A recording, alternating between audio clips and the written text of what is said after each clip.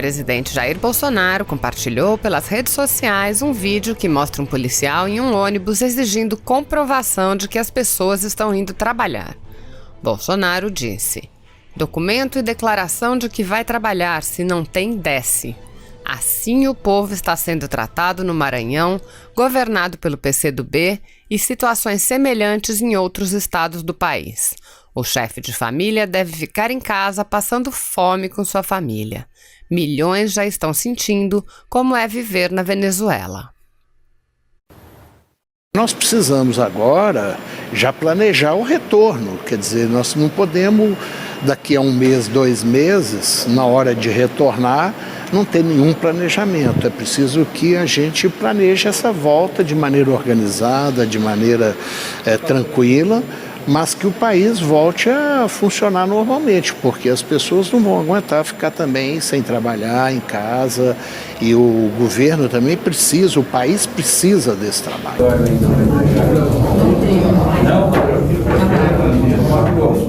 Bom dia a todos.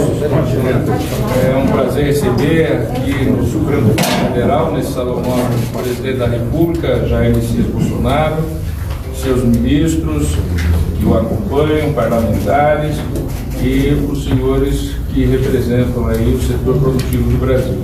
Então, dando as boas-vindas a todos. Teremos aqui a imprensa também acompanhando a nossa reunião, agradecendo a presença de todos. Então, passo a palavra ao presidente Bolsonaro. Bem, bom dia a todos. Prezado senhor ministro, presidente do Supremo Tribunal Federal, Dias Toffoli, muito obrigado pela acolhida, da forma carinhosa como o senhor nos recebeu aqui. Senhores empresários, que representam, juntamente com os que ficaram na presidência, em videoconferência, mais de 40% do PIB, que representa também mais de 30 milhões de empregos no Brasil. Senhores ministros, parlamentares, o objetivo da nossa vinda aqui. Nós sabemos do problema do vírus, que devemos ter todo o cuidado possível para que nós não nos infectemos, bem como preservar vidas, em especial daqueles que estão no grupo de risco, os mais idosos, que têm comorbidades. Mas temos um problema que vem cada vez mais nos preocupando. E os empresários trouxeram agora, diretamente e pessoalmente, essas aflições. É a questão do desemprego, é a questão da economia não mais funcionar. E as consequências, o efeito colateral do combate ao vírus não pode ser mais danoso, né, do que a própria doença. Então, esses que estão aqui hoje, e nós nos convidamos, devidamente acertados, o senhor presidente Dias Toffoli, eles querem que o Supremo Tribunal Federal também ouça deles. Temos aqui os representantes do Marco Polo, que representa esse grupo, do que está acontecendo, que nós juntos, que não compete o Executivo isoladamente, ou o Legislativo ou o Judiciário, todos nós estamos aqui embarcados, né, buscando um objetivo de resolver esse problema, porque economia também é vida. Não adianta ficarmos em casa e quando saímos de casa não temos mais o que comprar em prateleiras, não ter a roda da economia ter parado. Todos nós seremos esmagados por isso daí. Assim sendo, o objetivo da nossa vida aqui, e eu abro a palavra ao senhor Marco Polo, representando esse grupo de empresários, para expor ao senhor ministro, presidente do Supremo Tribunal Federal, como é que está vivendo a atividade comercial no Brasil, bem como possíveis soluções, buscando sim, cada vez mais, nos unirmos para buscar solução para esse caso do vírus que obviamente atinge a todos nós. Obrigado. Presidente Toffoli, presidente Bolsonaro, ministros Paulo Guedes, Braga Neto, senador Flávio.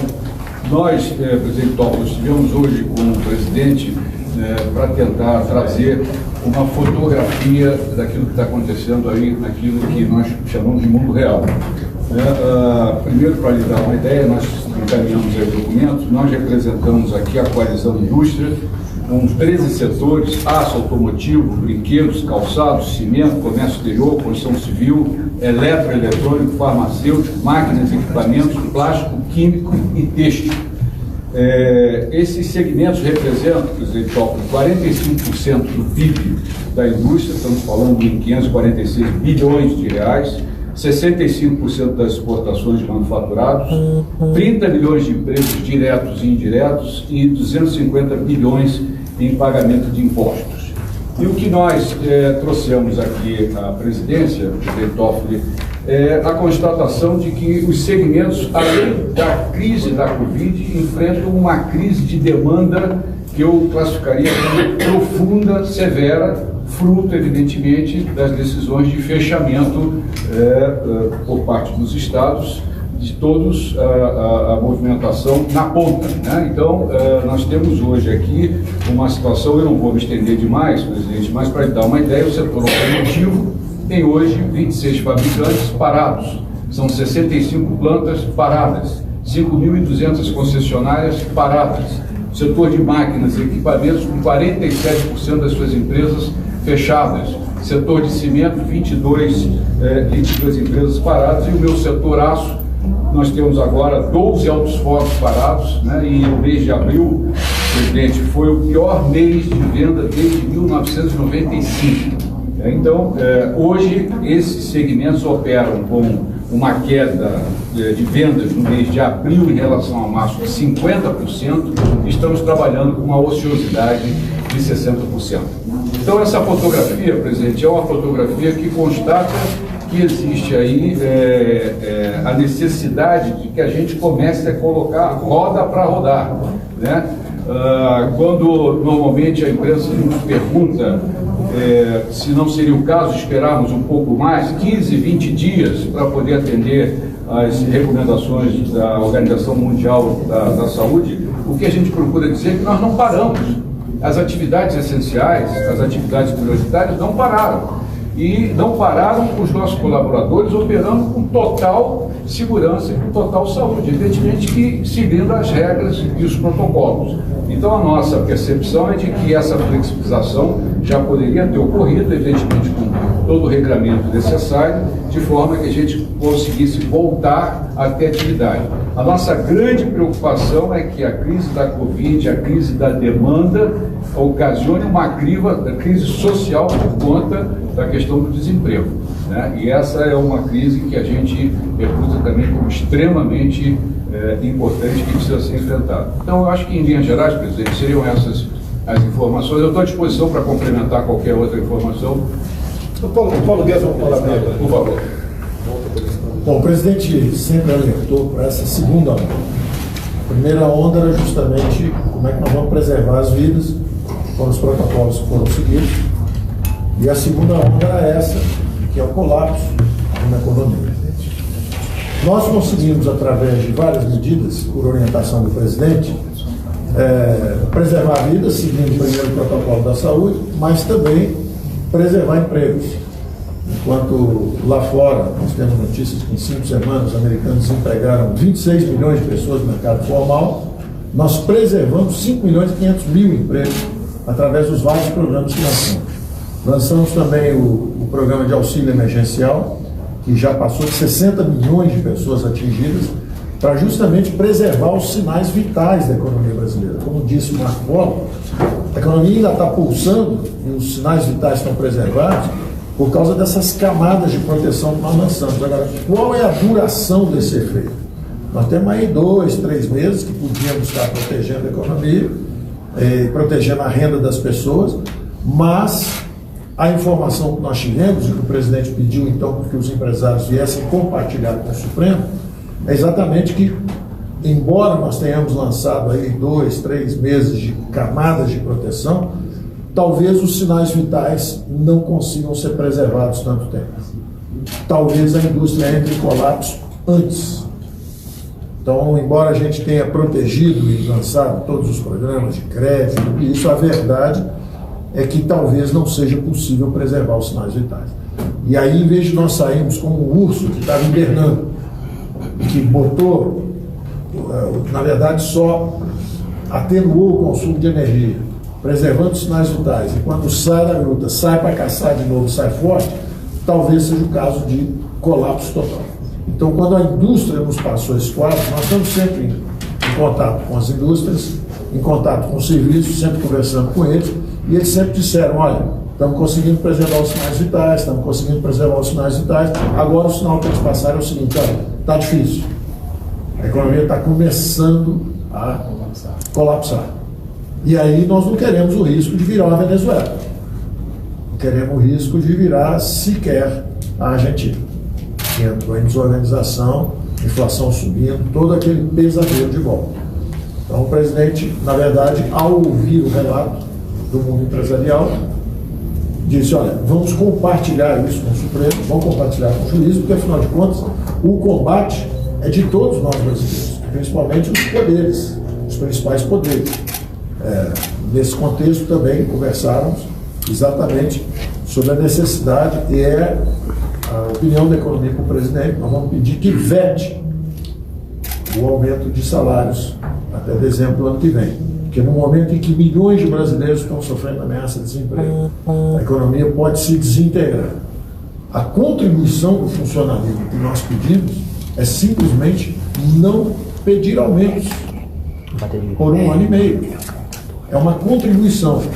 Então nós liberamos 60 bilhões direto na veia para estados e municípios. E além disso, se não houver aumento, esse ano e o ano que vem, são mais 130 bilhões. Então os estados têm capacidade de proteger a população, têm capacidade de rodar a máquina, desde que isso não vire aumento de funcionalismo. Os salários de funcionalismo estão bastante acima, os senhores sabem disso, como empresários, dos salários praticados na indústria brasileira, no comércio. Eles têm estabilidade no emprego, no momento que milhões de pessoas estão perdendo seus empregos. E o presidente sabe disso, e o presidente, então, nós tínhamos conversado sobre essa necessidade. Agora, há sempre manobras políticas, empurra para cá, empurra para lá, é o jogo normal da democracia. Não estou reclamando em nada do processo democrático.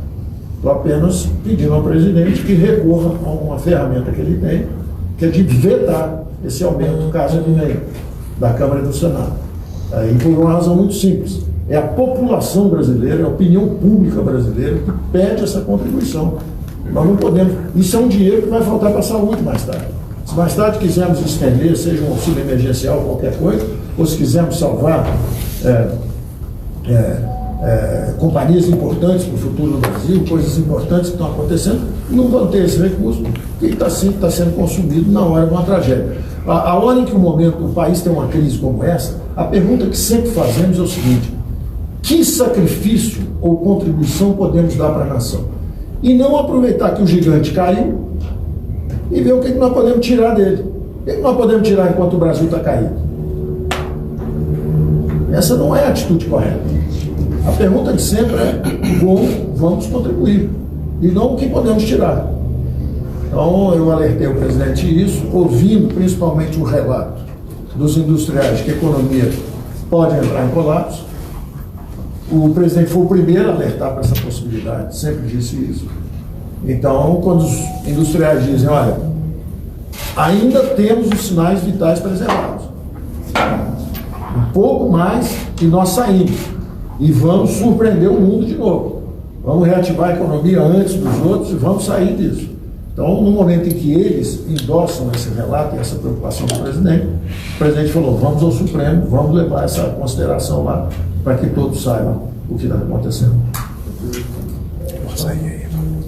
Professor, complementando aqui o senhor Marco Polo e o senhor Paulo Guedes, tem um decreto presidencial que define o que são atividades essenciais. O que não está ali ficou a cargo dos governadores e prefeitos, conforme a decisão do próprio Supremo Tribunal Federal, de decidir. E pelo que parece, alguns estados foram um pouco longe, eu digo alguns estados, nas medidas restritivas. E as consequências estão batendo a porta de todos. 38 milhões de informais e autônomos ou perderam a renda ou tiveram essa renda substancialmente reduzida. No parte da formalidade, quem tem carteira assinada, segundo o ministro da Economia me disse agora há pouco, está batendo na casa de 10 milhões de desemprego. Esse número tende a crescer. Por isso, esse grupo de empresários, não é a primeira vez que eu reuni com a semelhança dos senhores, nos trouxeram essa preocupação, é colapsar a economia. Quando o presidente Paulo Guedes, o ministro Paulo Guedes fala em Venezuela, não é regime venezuelano, é economia venezuelana. Perfeitamente. Apesar de ser um país rico, com petróleo e com ouro, o povo vive na miséria. Porque chegou um ponto, a economia lá, que fica muito difícil recuperar. Então nós temos que tomar a decisão. Nós, chefes do executivo, chefes de poderes, né? Nós temos que decidir. Muitas vezes eu sei que o senhor Dias Toffoli toma medidas aqui, que ele sabe de um lado ou de outro, ele vai sofrer crítica. E ele tem coragem de decidir. Assim é, da minha parte, tocante ao poder executivo. E assim também, em grande parte, o poder legislativo. Então a nossa união, a coragem que nós temos para enfrentar esse problema, é que pode evitar que o país mergulhe numa crise econômica que dificilmente poderá sair dela. Até digo ao senhor presidente Dias Toffoli, acabei de assinar, na presença dos senhores empresários, agora há pouco, lá na presidência, né, um acréscimo no decreto de atividades essenciais, que é o da construção civil. Outros decretos eu assinarei nas próximas horas, com toda a certeza. Então, o clamor que os empresários trazem aqui para a Vossa Excelência, que obviamente tem um valor simbólico também, junto a todos no Brasil, é que nós devemos preocupar com vidas, sim, mas também com empregos, porque economia é vida. Um país onde a economia não anda, a expectativa de vida vai lá para baixo, o IDH também, e nós queremos fazer com que o Brasil ocupe o lugar de estar que ele merece no mundo, e devemos tomar todos nós decisões, sejam criticadas ou não, mas bem intencionadas, calcadas na lei, na nossa Constituição, respeitando a democracia, respeitando a liberdade, porque nós temos um bem muito maior até que a própria vida, se me permite falar isso, é a nossa liberdade. Nós não podemos perder a liberdade no Brasil, não podemos ver mais cedo ou mais tarde, a continuar como está caminhando a questão econômica, assistir um saques, assistir manifestações populares, que nós já vimos no passado, em situações que não eram sequer próximas a essa. Nós entendemos todos que as medidas tomadas pela equipe econômica do Paulo Guedes, de socorro a empresas, do auxílio emergencial de R$600, entre outras, é que está mantendo a população numa situação ainda de equilíbrio, de razão acima da emoção. Então, se o senhor me permite, senhor presidente Dias Toffoli, a razão da vinda dos empresários aqui, que eu sugeri a eles, é exatamente isso. Todos nós, com o mesmo propósito, com o mesmo ideal. É o Brasil realmente voltar à normalidade. Preocupados com a vida, sim. Nunca não nos preocupamos disso, mas a questão do emprego, da economia, isso também é vida. Então, esse, senhor ministro, me permite, e eu agradeço muito a acolhida que o senhor nos deu para esse momento aqui dentro do Supremo Tribunal Federal. Presidente Dias Toffoli, o presidente Bolsonaro nos pediu que transmitisse ao senhor. O Marco Polo fez um relato bastante eloquente, mas é assim, vou plagiar o ministro Paulo Guedes. Os sinais vitais, a indústria está rodando a 40 do 100 possível do sinal vital. O ambiente econômico produziu o socorro às pessoas, às empresas, na medida que for possível. Agora, quando terminar o socorro às pessoas, as empresas vão estar fragilizadas e então os 30 milhões de empregos que o nosso grupo à volta da mesa e os que não estão aqui, a gente não sabe o que fazer, porque terminará o período onde o Estado está ajudando a socorrê-los e eles voltam para a nossa folha. Só que eu não tenho produção, não tenho venda e a coisa está rodando. E o principal subproduto disso é que Marco Polo relatou bastante ao presidente, e ele pediu que a gente compartilhasse com o senhor, e eu já concluo, é que vão sobrar empresas fragilizadas, porque não estava rodando a 40, o coração vai ficando fraco, e a gente não sabe se dá conta de voltar sem de novo na recuperação. E aí tem o mundo inteiro já está operacional, até não quero mencionar nenhum aqui, mas até os asiáticos que não estiveram operacionais nas suas fábricas por algum tempo, não falta navio, não falta container e, acima de tudo, não faltará pedido. Então, o que a gente não queria era, por conta de ter estado junto no combate da pandemia, o meu coração está batendo a 40, eu não consigo retomar, os funcionários caem tudo de novo na nossa folha, aí eu tenho um inimigo lá fora, que é meu adversário comercial, prontinho para suprir o mercado interno. E então haverá a morte de CNPJ. É isso, muito obrigado. Tem mais, pessoal? Bom, eu agradeço... Eu sou do setor de brinquedos, desculpa a ousadia. A ousadia. Eu agradeço ouvir essas impressões que são extremamente importantes.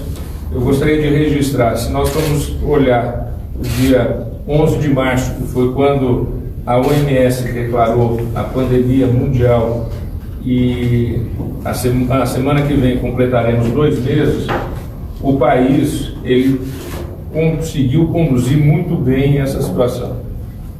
Apesar daquilo que aparece na imprensa, uma coisa aqui, uma coisa ali, a verdade é que as instituições funcionaram, os ministérios funcionaram, o SUS funcionou, as medidas que o governo adotou e o Congresso Nacional aprovou, ou adequou, ou melhorou, ou de alguma forma também sancionou, foram medidas extremamente importantes para que o país não entrasse nessa situação de uma calamidade pública que viesse a uma desorganização estrutural da sociedade.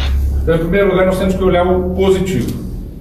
E esse positivo, eu penso que funcionou e está funcionando.